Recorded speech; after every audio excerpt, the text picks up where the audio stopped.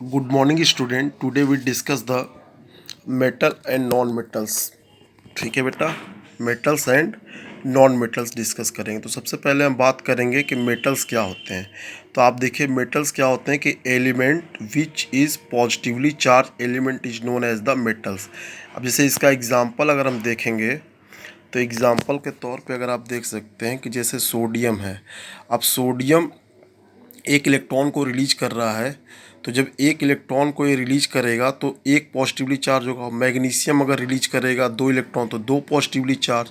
Aluminium तीन electron release करता है तो तीन पॉजिटिवली चार्ज होते हैं। ठीक है, तो अब बात करेंगे हम नॉन मेटल्स की। तो नॉन मेटल्स क्या है कि निगेटिवली चार्ज एलिमेंट हैं। Negatively charge element is known as the non metal by accepting one and more electrons. ठीक है, तो अब देखिए यहाँ पे जैसे ये हमारा क्लोरीन एटम एक इलेक्ट्रॉन को एक्सेप्ट कर रहा है और एक निगेटिवली चार्ज है, तो ये क्या हुआ, क्लोराइड आयन बनाया। अब देखिए अगर हम बात करते हैं बेटा, ये ऑक्सीजन है। ऑक्सीजन दो इलेक्ट्रॉन को एक्सेप्ट किया और दो निगेटिवली चार्ज यानी ऑक्साइड आयन को बना लिया। ठीक है, अब अगर हम बात करते हैं देखिए मेटल वाइट्स की, तो elements which have both properties is known as the metalloids. ठीक है, एग्जाम्पल की बात करेंगे तो देखिए हमारे पास क्या है, एंटीमनी, आर्सेनिक, बिस्मथ, ईटीसी। ठीक है, अब बात करेंगे प्रॉपर्टीज़ ऑफ मेटल्स की। तो प्रॉपर्टीज़ ऑफ मेटल्स की बात करेंगे तो सबसे पहले हम बात करेंगे फिजिकल प्रॉपर्टीज़ की। तो देखिए metals are conductor of electricity, of heat. Electricity and heat को ये क्या करेगा, कंडक्ट करेगा। और अगर देखिए हम बात करते हैं कि मेटल्स आर सोनरस, यानी ये दो मेटल्स अगर आपस में स्ट्राइक करेंगे तो ये साउंड प्रोड्यूस करेंगे। फिर क्या, मेटल्स आर मेलिएबल, यानी इनको हम पीट के सीड्स बना सकते हैं। मेटल्स आर डक्टाइल, इनको हम ड्रॉन करके क्या कर सकते हैं, पतले वायर बना सकते हैं। ठीक है बेटा, अब हम बात करेंगे देखिए प्रॉपर्टीज़ ऑफ नॉन मेटल्स की। अगर हम बात करते हैं तो प्रॉपर्टीज़ ऑफ नॉन मेटल्स की अगर हम बात करेंगे तो प्रॉपर्टीज़ ऑफ नॉन मेटल्स में अगर आप देख लीजिए, तो प्रॉपर्टीज़ ऑफ नॉन मेटल्स की अगर हम बात करेंगे तो हमारे पास एक देखिए कि non metals are non conductor of electricity. लेकिन इसका एक एग्जांपल है ग्रेफाइट एक्सेप्शनल में, जो इलेक्ट्रिसिटी को कंडक्ट करता है। ये देखिए नॉन सोनरस होते हैं और नॉन डक्टाइल्स होते हैं। ठीक है, अब बात करेंगे केमिकल प्रॉपर्टीज ऑफ मेटल्स और नॉन मेटल्स की। ठीक है,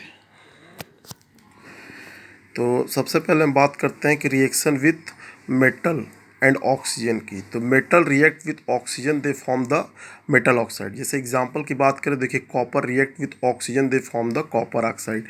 aluminium react with oxygen they form the aluminium oxide. अब बात करेंगे रिएक्शन विथ वाटर। तो metal react with water they form the metal oxide and hydrogen. Example के लिए हमने potassium react with water they form the potassium hydroxide and release the hydrogen. अब next reaction हमारा है reaction with the acid. Metal react with acid they form salt and release the hydrogen. देखिए बच्चों, कुछ elements होते हैं जो acid से हाइड्रोजन को रिप्लेस करते हैं। कुछ ऐसे एलिमेंट होते हैं जो हाइड्रोजन को एसिड से रिप्लेस नहीं करते हैं। तो कौन से एलिमेंट होते हैं जो हाइड्रोजन को एसिड से रिप्लेस करते हैं और कौन से एलिमेंट हैं जो हाइड्रोजन को एसिड से रिप्लेस नहीं करती। ये जानने के लिए आपको देखना पड़ेगा कि element which is situated above the hydrogen they can displace the hydrogen from acid and element which do not replace the hydrogen from acid situated below the hydrogen in the electrochemical series। हम example के तौर पे समझ सकते हैं कि जैसे हमारा देखिए जिंक है, जिंक रिएक्शन करता है HCl से, तो ये बनाता है ZnCl2 और हाइड्रोजन गैस रिलीज होती है। ठीक है, अब देखिए यहाँ पे क्या हमारा कॉपर है। कॉपर H2SO4 से रिएक्शन करके इसमें हाइड्रोजन को ये रिप्लेस नहीं करता। मतलब क्या हुआ कि कॉपर क्या हुआ, less reactive because they situated below the hydrogen in the electrochemical series, and zinc is the active metal which is situated above the hydrogen in the electrochemical series। ठीक है बेटा, अब हम बात करेंगे देखिए इलेक्ट्रोवैलेंट कंपाउंड की। तो इसको देख लीजिए, इलेक्ट्रोवैलेंट कंपाउंड होता क्या है और ये बनता कैसे है, इसकी प्रॉपर्टीज क्या है, ये हम डिस्कस करेंगे। अब देखिए अगर हम बात करते हैं कि इलेक्ट्रोवैलेंट कंपाउंड क्या है, तो इलेक्ट्रोवैलेंट कंपाउंड क्या होता है? It is formed by the transferring of electron between the two atom is known as the electrovalent compound. ठीक है, एग्जाम्पल जैसे देखिए NaCl, KCl, EtC। अब इसको हम समझने के लिए देखिए करेंगे सोडियम का इलेक्ट्रॉनिक कॉन्फ़िगरेशन करेंगे 281, यानी क्योंकि एटॉमिक नंबर इसका 11 होता है। क्लोरीन का अगर हम देखेंगे तो यहाँ देखिए 287 है। अब सोडियम क्या करेगा? एक इलेक्ट्रॉन इसको ट्रांसफ़र कर देगा। अब देखिए एक इलेक्ट्रॉन ट्रांसफ़र कर देगा तो ये पॉजिटिवली चार्ज होगा, एक्सेप्ट करेगा तो ये क्या होगा? निगेटिवली चार्ज हो जाएगा। और ये दोनों आपस में मिलकर बना लेते हैं NaCl। ठीक है, NaCl बना लेते हैं। और NaCl में देखिए Na प्लस और Cl माइनस होता है, इसलिए इसको हम आयनिक कंपाउंड भी कहते हैं बेटा। ठीक है, अब दूसरा एग्जाम्पल हम बात करते हैं कि मैग्नीशियम क्लोराइड का। मैग्नीशियम क्लोराइड को अगर हम देख लें थोड़ा ध्यान से, तो हमारा देखिए मैग्नीशियम का एटॉमिक नंबर होता है 12, इसका इलेक्ट्रॉनिक कॉन्फ़िगरेशन होगा 282। और क्लोरीन को देखेंगे तो हो जाएगा 287, यानी मैग्नीशियम 2 इलेक्ट्रॉन को रिलीज करेगा, ट्रांसफ़र करेगा, और क्लोरीन क्या करेंगे? 2 क्लोरीन एक एक इलेक्ट्रॉन को एक्सेप्ट करेंगे। यहाँ पे देखिए अगर हम देखें स्ट्रक्चर को, तो इधर देखिए एक क्लोरीन एक इलेक्ट्रॉन, मैग्नीशियम एक इलेक्ट्रॉन इसको ट्रांसफ़र करेगा, एक इलेक्ट्रॉन इसको ट्रांसफ़र करेगा। जब ये ट्रांसफ़र करेगा तो देखिए मैग्नीशियम ने एक इलेक्ट्रॉन इस क्लोरीन को दिया, इस क्लोरीन को एक इलेक्ट्रॉन दिया, यानी मैग्नीशियम पर देखिए 2 पॉजिटिवली चार्ज हैं क्योंकि ये 2 इलेक्ट्रॉन को रिलीज कर रहा है।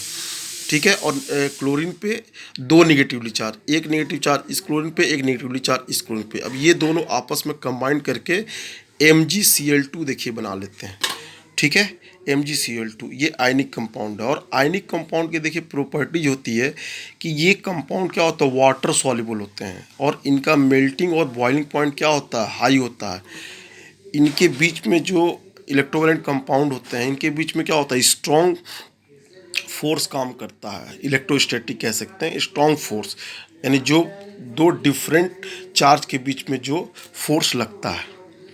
ठीक है बेटा, तो आज यहीं तक। ठीक है, थैंक यू।